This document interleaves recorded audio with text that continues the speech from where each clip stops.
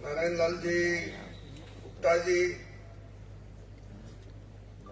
कुलगुरु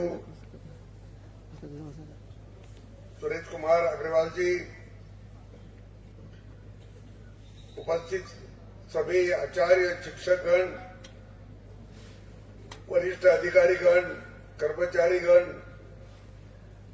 छात्र छात्राएं, छायाचित्रकार, मीडिया बंधु, भाई और बहनों, महर्षि दयानंद सरस्वती विश्वविद्यालय अजमेर में आज एक संविधान दिन मनाने का कार्यक्रम यहाँ रखा है। मैं इसीलिए यहाँ के कुलगुरु, सभी अध्यापक और विद्यार्थियों को बहुत बहुत धन्यवाद देता हूँ, उनको शुभेच्छा भी देता हूँ। जैसे कि ये जो संविधान का दिन अपन मना रहे हैं, तो संविधान समर्पण किया तो इसी दिन 26 नवंबर 1949, लेकिन ये किसी को ज्यादा मालूम भी नहीं था। लेकिन गए 8-10 वर्षों में जब पंतप्रधान मोदी जी बने, तब उन्होंने ये परंपरा शुरू की कि संविधान दिवस मनाया जाए।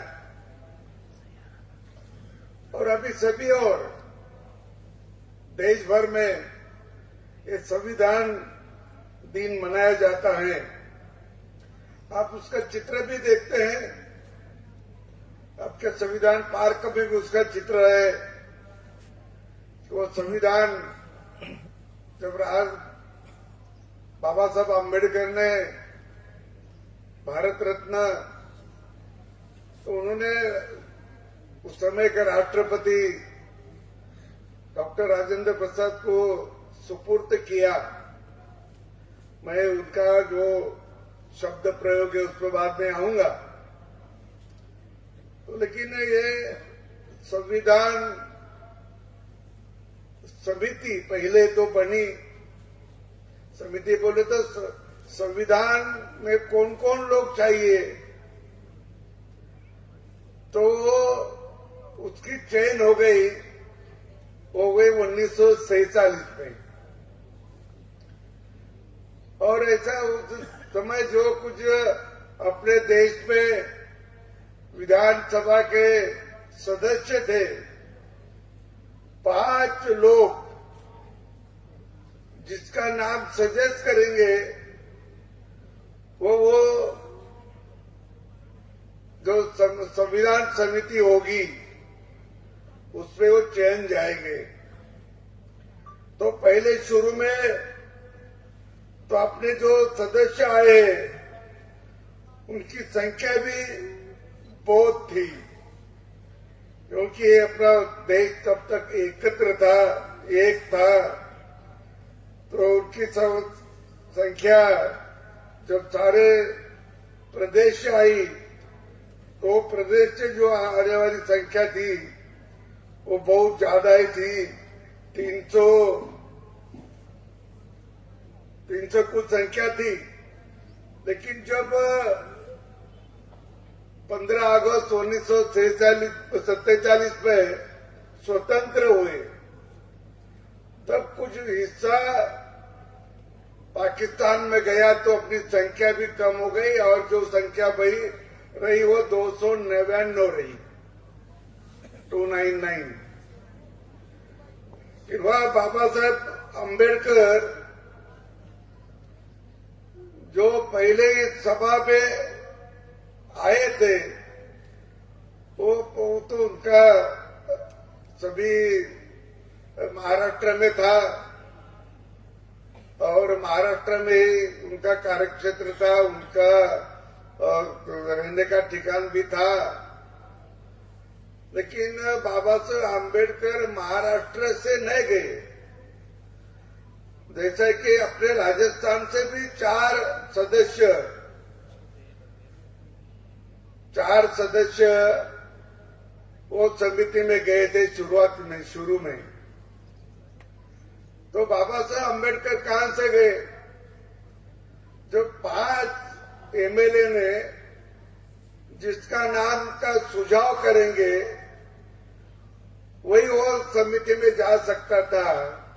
महाराष्ट्र के कोई एमएलए ने उनका नाम सजेस्ट नहीं किया। तो बाद में पश्चिम बंगाल के मंडल नाम के एक एमएलए और उन्होंने उनके वहां के और 4 एमएलए को एकत्र करके ऐसे 5 जनों ने बाबा साहब आम्बेडकर का नाम इस समिति के लिए सुझाव किया। तो बाबा साहब आए थे पश्चिम बंगाल से, वो 300 की संख्या थी जब। लेकिन भारत का विभाजन हुआ तो बाबा साहब जिस एमएलए के क्षेत्र से आए थे वो सब क्षेत्र वो गया पाकिस्तान में। तो बाबा साहब अम्बेडकर का सदस्य भी गया। लेकिन जो समिति में जो लोग थे सब पूरे उसमें उसको लगा कि बाबा साहब नहीं रहे तो अपना ये संविधान का काम पूरा नहीं होगा। फिर उन्होंने सरदार वल्लभ भाई पटेल को रिक्वेस्ट की, विनंती की कि बाबा साहब को कहीं से भी समिति में भेजो। तो फिर हमारे महाराष्ट्र के जब मुख्यमंत्री थे बाला साहब खेर, और उनको सरदार वल्लभ भाई पटेल ने फोन किया और बोले एक सदस्य का आप इस्तीफा लो और उनकी जगह बाबा साहब आम्बेडकर को भेजो क्योंकि उनकी बहुत जरूरत भी है। तो ऐसे इसमें जयकर नाम के एक सदस्य थे, उनका इस्तीफा लिया और इसमें बाबा साहब आम्बेडकर को वहां भेजा। और फिर इनकी एक कुछ प्रारूप पहले समितियां बनाई, 7 समितियां बनाई, 7। जैसे एक प्रारूप समिति थी, उसके 7 सदस्य थे। वो सदस्य भी मुझे मालूम है कि एन गोपाल स्वामी थे, अल्लादी कृष्ण स्वामी अयंगर थे, डॉक्टर के मुंशी थे, सैयद मोहम्मद सादुल्ला थे, एन माधवराव थे, टीटी कृष्णमाचार्य। एक टीटी कृष्णमाचार्य जो है कि राजस्थान से गए थे। ऐसे 60 सदस्य उसमें थे और ये प्रारूप समिति के प्रमुख थे डॉक्टर भारत रत्न बाबा साहब अम्बेडकर। और फिर दूसरी एक समिति होगी संघ शक्ति समिति, जो स्टेट हो गए, प्रांत हो गए, उसकी एक समिति बनाई गई संघ शक्ति समिति। उसके पंडित जवाहरलाल नेहरू अध्यक्ष थे। संघीय संविधान समिति भी बनाई, उनके भी अध्यक्ष पंडित जवाहरलाल नेहरू थे। प्रांतीय संविधान समिति, ये प्रांतों के और एक संविधान, उनका क्या क्या संविधान में रहना, इसके लिए एक समिति बनाई थी। उसके प्रमुख थे सरदार वल्लभ भाई पटेल। और संचालन समिति के सदस्य थे डॉक्टर राजेंद्र प्रसाद। प्रक्रिया विषयक नियमों की समिति थी डॉक्टर राजेंद्र प्रसाद। और मौलिक अधिकार, अल्पसंख्यक जनजाति और अपवर्जित क्षेत्रों के सलाहकार समिति के प्रमुख थे सरदार वल्लभ भाई पटेल। एक 7 समितियां उसमें प्रमुख थी और उसमें फिर अपनी जो प्रारूप समिति बने संत, उसमें सबका सहयोग भी है और उसका सहयोग के बारे में अभी गुप्ता जी ने आपको बोला भी है। भारतीय संस्कृति के प्रतीक और जिन्होंने आक्रमण कार्यों को तगड़ा प्रतिकार किया, वो भारत के जो लोग थे, जो प्रमुख थे, वो उसका जो महाराजा वगैरह हो गए, उसके भी वहाँ फोटो थे। जैसा शिवाजी महाराज का नाम लिया, जैसा राणा प्रताप जी का भी था, उसका झांसी के रानी का भी था, क्योंकि वो अपनी पराक्रम है। अपना देश जो है 1200 साल तक जो कोई न कोई आक्रमणकारी हमारे यहाँ आक्रमण करते थे, उसको हम परास्त करते थे। और कई राजाओं ने तो वो आक्रमणकारी के साथ भी अपना सब व्यवहार उनके साथ करते थे, उनके मांडलिक भी बने। लेकिन चित्तौड़ और मेवाड़ जो है, वहां का कोई राजा मांडलिक नहीं बना। वो लड़ते रहे, आखिरी तक लड़ते रहे। ये भी आप सब जानते हो। और ऐसी जो समिति, वो प्रारूप समिति ने जो संविधान बनाया, और वो संविधान 19 अगस्त 1947 को संविधान सभा के द्वारा जो अर्पित किया, और उस समय जो अर्पित किया उसका बहुत अच्छी तरह से शब्द प्रयोग भी किया। कुछ शब्द प्रयोग का उल्लेख गुप्ता जी ने किया, बंधुत्व है, लेकिन मुझे एक शब्द में बहुत उसका महत्व ज्यादा लगता है कि वो इस संविधान की अंगीकृत, अधिनियमित और आत्मार्पित करते हैं। आत्मार्पित, वो ये नहीं उनमें लिखा कि हम सुपुर्द करते हैं, हम देते हैं, ऐसा नहीं। आत्मार्पित करते हैं, इसका मतलब दिल से, आत्मा से। हमारे जो आत्मा होता है, जो आत्मा से भी हम आपको सुपुर्द करते हैं, ऐसा ही आत्मार्पित शब्द उन्होंने लगाए। इससे बड़ा बहुत भाव भी आता है, इसमें समर्पण की भावना भी आती है, इसमें त्याग की भावना भी आती है, और इसमें हमारे संविधान के बारे में भी बहुत महत्वपूर्ण भी हमारे मन में जो आता है, वो सब उसमें एक शब्द में उन्होंने दिया है। ये भी बहुत बड़ा अच्छा उन्होंने समर्पित किया है, अर्पित किया है। और जब हमारा संविधान तो बना, लेकिन हम जब स्वतंत्र हुए, तब स्वतंत्र होने के बहुत दिन अपन स्वतंत्रता चाहते थे। 1857 का युद्ध बोलो समर, आपको जानते। 1857 में मंगल पांडे ने जो वहाँ मिलिट्री में थे उनके, ब्रिटिशों के, लेकिन उन्होंने वहाँ किसी लोगों को बंदूक से मारा, उड़ाया, तो वहां से ये चल रहा है।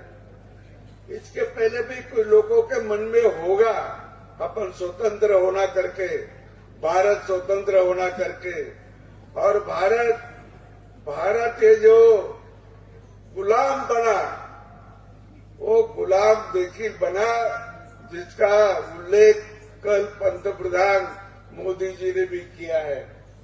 मैंने भी बहुत बार किया उसका उल्लेख। तो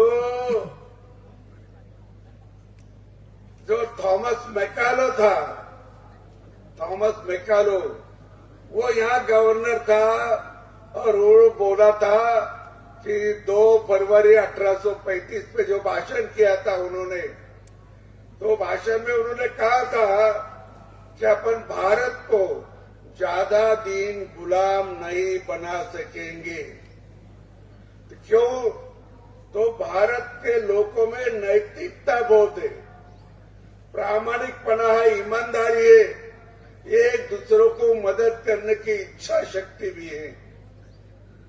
और वो मैं हिंदुस्तान में सभी और घुमा, मुझे कहीं चोर मिला नहीं, मुझे कहीं भीख मांगने वाला भी मिला नहीं। इतना समृद्ध देश था, तो फिर उन्होंने कहा इनको गुलाम बनाना है तो इनका जरा इनकी जो संस्कृति है वो जड़ से उखाड़ना चाहिए, उनकी शिक्षा पद्धति बदलना चाहिए, उनको भूखे रहना चाहिए। और ये जो उन्होंने भूखे रखना और इसका जो सही जो हुआ वो भी आप लोग को मालूम है कि उन्होंने कितना लूटा, कितना लूटा, कितना लूटा।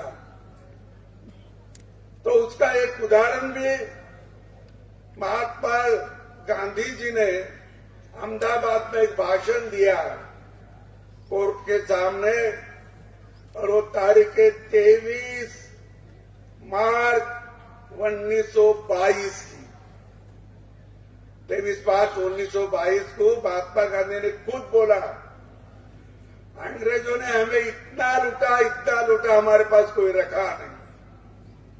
हमारे घरेलू उद्योग हो गए थे वो बंद कर दी, हमारी शिक्षा पद्धति बंद कर दी, हमारा संस्कृति और पारंपरिक जो शिक्षा थी वो भी बंद कर दी, और हमको इतना लूटा, हम अभी मर रहे, खाने से मर रहे, अभी हमारा भूख बलि हो रहा है।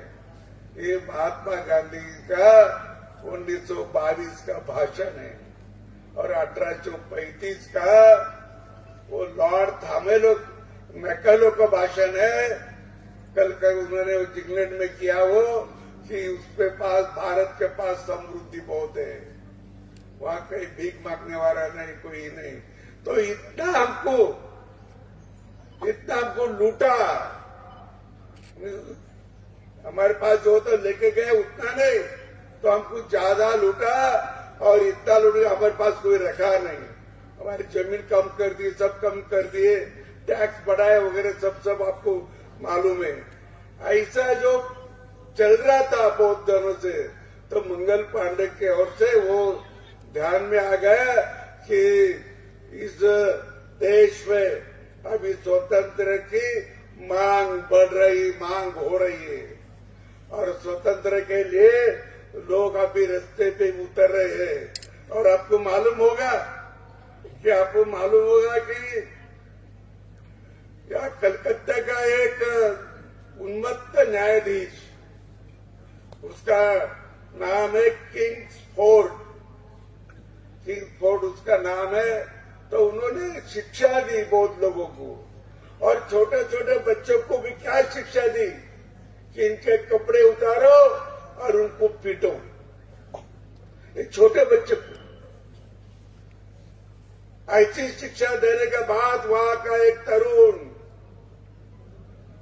2 तरुण, एक का नाम है खुदीराम बोस और दूसरे का नाम है हमारा प्रफुल्ल चक्रवर्ती, प्रफुल्ल चाके भी उसको बोलते हैं। अरे खुदीराम बोस अरे दोनों ने 30 अप्रैल 1908 में वो किंग फोर्ड पे जो चल रहा था उसकी गाड़ी पे बॉम्ब फेंका, लेकिन वो गाड़ी उसकी नहीं थी, दूसरों की थी, और वो दूसरे 2 लोग मर गए, ये वैसा ही था। लेकिन बाद में चक्रवर्ती ने तो खुद गोली मार के वो मर गए, लेकिन बोस को तो फांसी हो गई, और फांसी हो गई वो ज्यादा दिन नहीं। दूसरे मदन लाल ढींगरा का भी आप जानते होंगे कि उन्होंने 1 जुलाई 1909 में उन्होंने वहां जो गर्जन वाली था कि जिन्होंने जिन्होंने यहाँ बहुत बड़ी शिक्षा दी, लोगों के बारे में बहुत अच्छा नहीं बोलता था, उसको लंदन में जाकर मारा, लंदन में जाकर, वहां जाकर मारा उसको। और ऐसा दूसरा भी हमारे इधर महाराष्ट्र में हुआ, नासिक के जिला अधिकारी थे जैक्सन, उसको तो अनंत कानेरे ने ऐसा बराबर टिपा मार डाला। और ये सभी और चले, आनंद कानेरे 16 साल का था, खुदीराम बोस 19 साल का था। इतने कम आयु में भी भारत माता के दृष्टि से, भारत देश के लिए और जो अन्याय अत्याचार होते थे उसके विरोध में खड़े रहे। और इसके विरोध में जब लोग इकट्ठा होने लगे आगे, तो अंग्रेजों को लगा कभी न कभी अपन यहां से जाना चाहिए। उनका एक हमारे लोकमान्य बाल गंगाधर तिलक पुणे के थे, बैरिस्टर भी थे, और उन्होंने लखनऊ में 1916 में कांग्रेस के अधिवेशन में भाषण दिया था कि आप चले जाओ, आप ही निकलो यहां से, कल सुबह यहां से निकलो। अधिवेशन का उनका भाषण है, हम आपको यहां नहीं रहने देंगे। और जो कोई इंग्लिश अधिकारी मिलता था उनको मुंह पे बोलते थे, आप चले जाओ, यहां से चले जाओ, नहीं तो हम आपको रहने नहीं देंगे। ये उनका भी भाषण है 1916 का। तो ऐसे बहुत से अंग्रेजी के विरोध में वातावरण तैयार होगा, और 1935 में उन्होंने कायदा किया, नियम बनाया कि भारत को अभी देना पड़ेगा, भारत छोड़ना पड़ेगा। तो इसीलिए वहां के भी इलेक्शन वगैरह ऐसा कानून बनाया। 1937 में सारे देश पे विधानसभा के चुनाव भी हुए थे। पहला चुनाव हो गया विधानसभा का तो 1937 में हुआ, और बाबा साहब आम्बेडकर का पक्ष भी वहां खड़ा था, और बाबा साहब आम्बेडकर के पक्ष के 17 एमएलए चुन के आए थे, 17 एमएलए, और उनका चिन्ह था मानुस, उनका चिन्ह था मानुस। वो पहली लोकसभा वगैरह कैसे लड़ते थे, 52 की लोकसभा भी कैसे लोगों ने उसके पहले तो किया, लेकिन 52 के लोकसभा में भी कैसा, अभी तो मशीन है, पहले तो अपने बैलेट पेपर था, तो उसके पहले जो पहले इलेक्शन हो गया वो ऐसे डब्बे रखते थे उम्मीदवार के नाम से, डब्बे रखते थे, उसमें उसका नाम लिखते थे, उसका चित्र उसको चिपकाते थे, और जो चिट्ठी देते थे उनके नाम की वो चिट्ठी आपको जिस उम्मीदवार को मतदान करना है उसमें वो डब्बे पे डाल दो, ऐसा मतदान होता था। तो जब बाबा साहब का दूसरे समय में कुछ एमएलए आए नहीं, इसलिए उनका चयन पश्चिम बंगाल से हुआ, मैं आपको बताया है। तो ऐसे स्थिति में उनको छोड़ना पड़ेगा, और छोड़ने के जब तय हुआ तो अपने को लगा कि हमारे यहाँ भाई 1947 में जब हम स्वतंत्र हुए, तो स्वतंत्र हुए नहीं तो अपन पहले भी थे अपन, कई काल उन्होंने आक्रमण करके कब्जा किया था, इतना ही।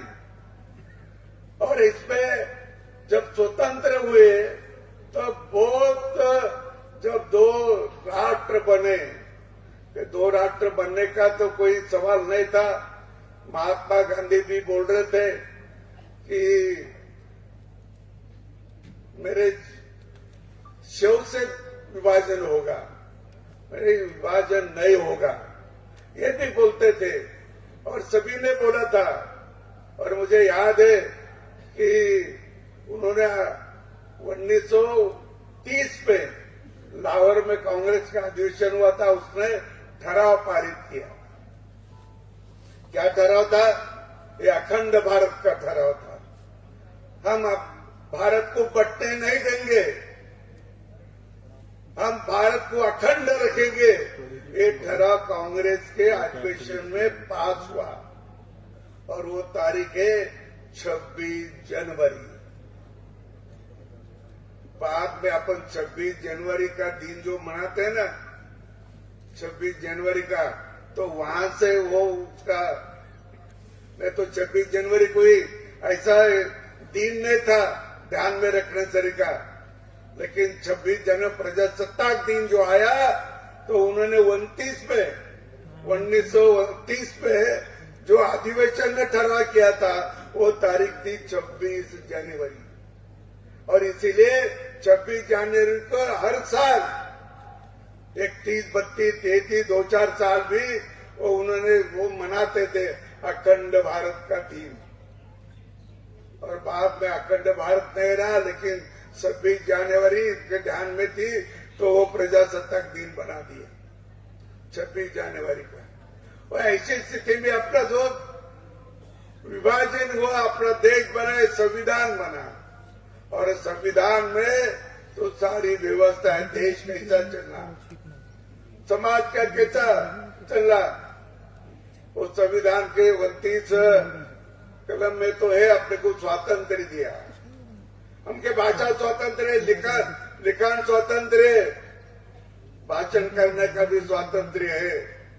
लेकिन ये स्वातंत्र जो है वो जो अपने को दिया है, लेकिन इसका मतलब ये नहीं कि हम कुछ भी बोल जाए।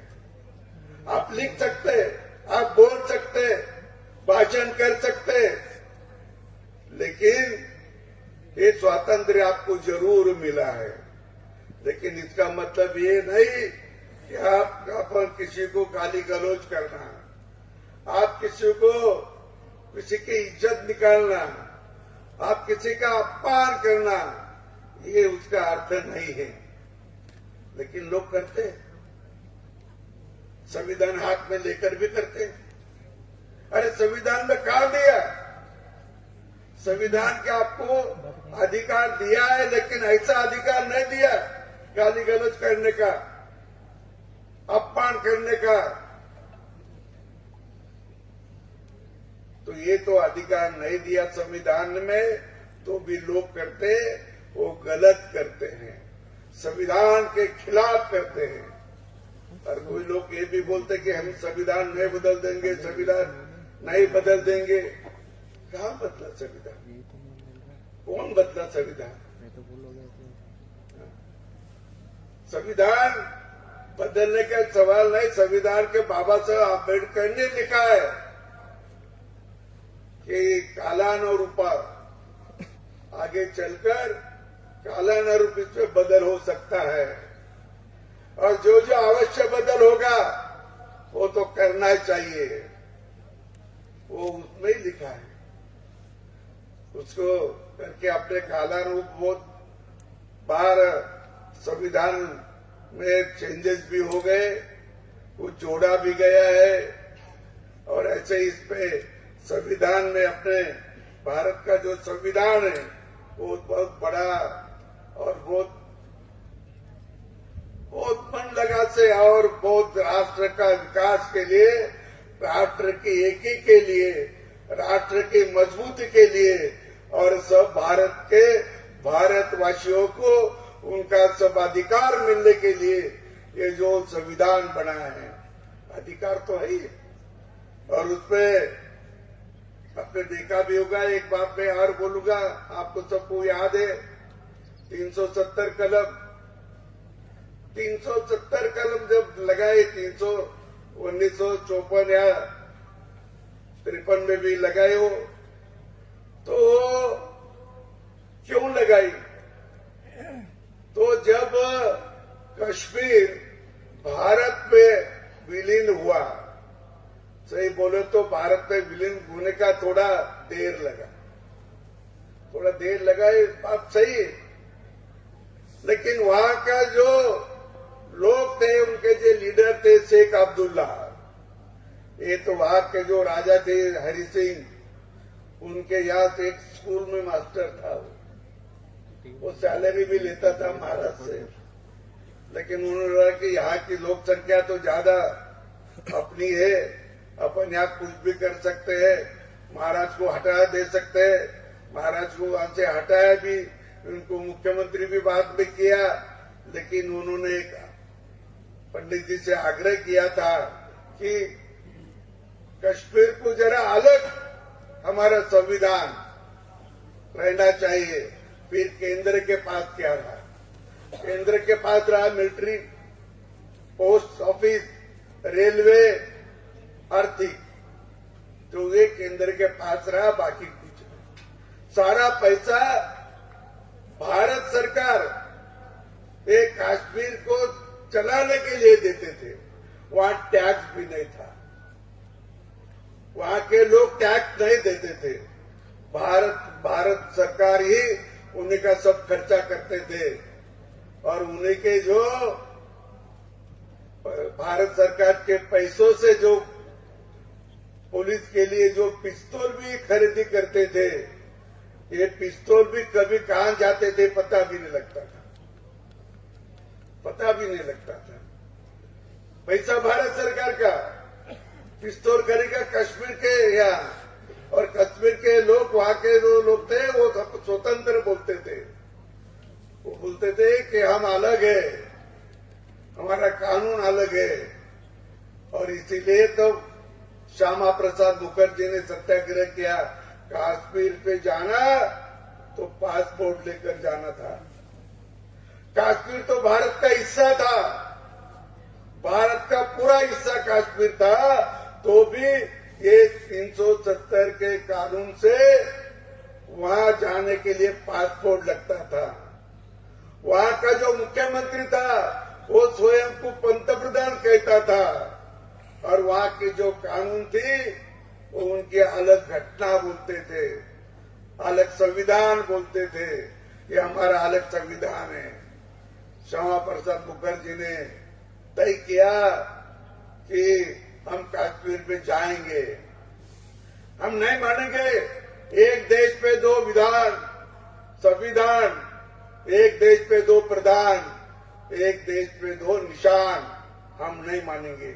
उनका झंडा भी अलग था, तिरंगा झंडा लगता नहीं था। श्रीनगर के लाल चौक में कभी भी बैंक के ऊपर, पोर्ट के ऊपर कभी तिरंगा झंडा लगता ही नहीं था।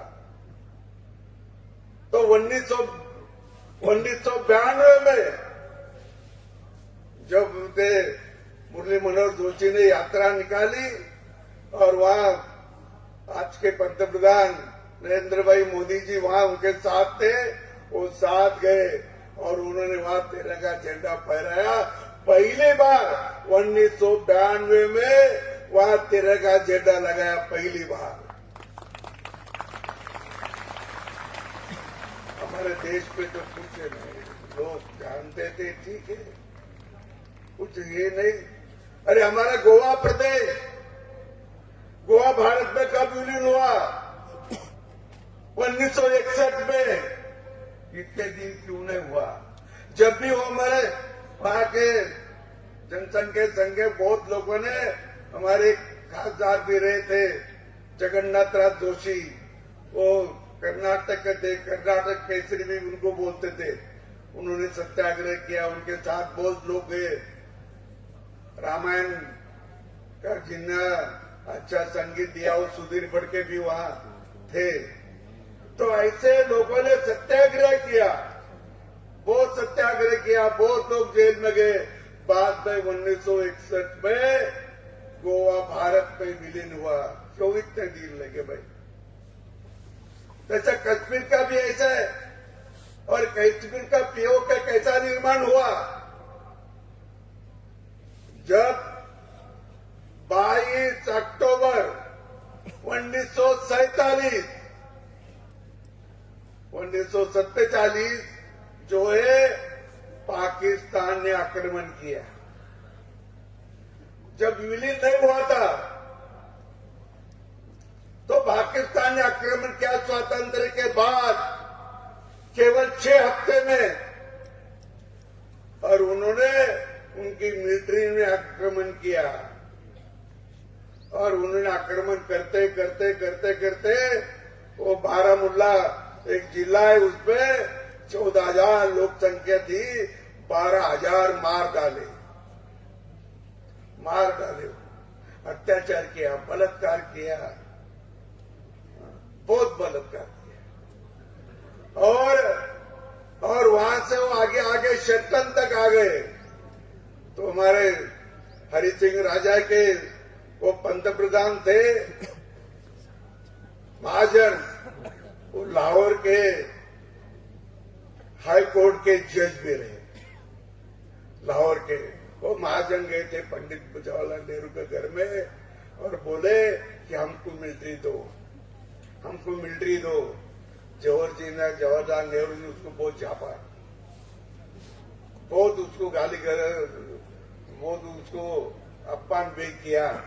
वो चलते चलते फिर इतना बोला कि आपने मिलिट्री नहीं दिए, हम नाइलाज से हमको पाकिस्तान जाना पड़ेगा। शेख अब्दुल्ला उसी घर में, उसकी बाजू में एक रूम में बैठे थे। उन्होंने चिट्ठी दी नेहरू जी को और बोले आप मिलिट्री दो। हमारे मिलिट्री गई, 2-4 दिन के बाद मिलिट्री गई और वो जो पाकिस्तान की सेना थी उसके पीछे से अपनी मिलिट्री आ गई। और ये पाकिस्तान को सैन्य को लगा कि अपने को मदद करने को आ गई। और नजदीक आने के बाद जो इतना पीटा तो 5,000 लोग थे, वो भागते सब यहाँ छोड़ दिए, बहुत से गाड़ियां छोड़ दी, सब छोड़ दिए, भागे।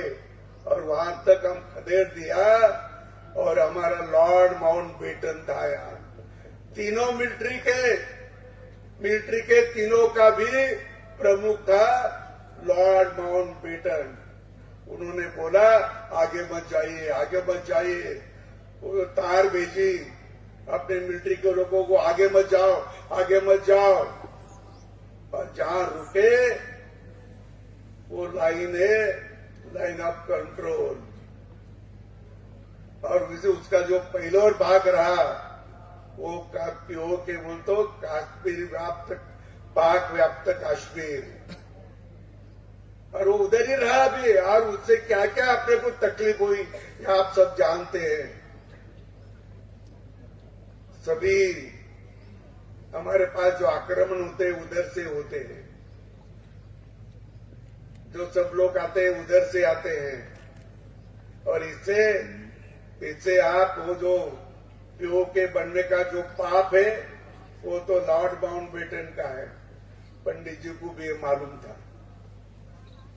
और ऐसी स्थिति में अपना भारत देश और भारत की जनता आज अपने ये स्थिति में आ गई कि हम देश विदेश में भी हम अभी हमारा जो कार्यक्रम लेके चल रहे, भारत देश का विकास देख रहे, भारत की उन्नति देख रहे। अब ये उन्नति देखकर कई देशों को मन में थोड़ा शंका आ रही, उनके पेट में दर्द हो रहा है कि भारत की उन्नति ना हो। उससे कर रहे हैं, लेकिन आप रुकेंगे नहीं, आप अभी रुकेंगे नहीं, आप अब बैठेंगे नहीं। अब तो भारत तो विकसित देश बनने में ही अपना फायदा है और वो अपन करके दिखाएंगे। ये सभी लोगों की जो भावना है वो भावना है, आप सब लोगों की भावना है। तो इसीलिए अपना देश आगे जा रहा है। मुझे समय से ज्यादा मैं बोलने तरीका बहुत है, लेकिन मैं आपसे एक ही विनती करता हूं कि अपने जो संविधान दिन मनाने की जो यहाँ कार्यक्रम रखा है उसके लिए आपको धन्यवाद भी देता हूँ। और यही कहता हूँ कि ये यूनिवर्सिटी है और ये यूनिवर्सिटी में एक अच्छे बच्चे यहाँ से पास होकर जाना, पास तो होते ही, लेकिन वो पास न को अभी पुराना पास हो जान दो, पीछे दो। हमारी शिक्षा में भी नई उर्मी आनी चाहिए, हमारे शिक्षा में भी नए शोध की हमारे बौद्धिक क्षमता बढ़ना चाहिए। हमारी जितनी ज्यादा बौद्धिक क्षमता बढ़ेगी उतने अपने देश को काम आएगी। और इसीलिए ये विश्वविद्यालय बौद्धिक क्षमता बढ़ाने का एक साधन है और सभी इस पे आप निश्चित रूप से बौद्धिक क्षमता बढ़ाइए, जागतिक क्षमता बढ़ाइए और आपकी सभ्यता जो है, भारत की जो सभ्यता है, पूर्व से चली आ रही सभ्यता जो हमारे संस्कृति का एक भाग है, वो सभ्यता में भी रहिए। इतना ही बात करके मैं मेरे वाणी को विराम देता हूँ। धन्यवाद। सहज सरल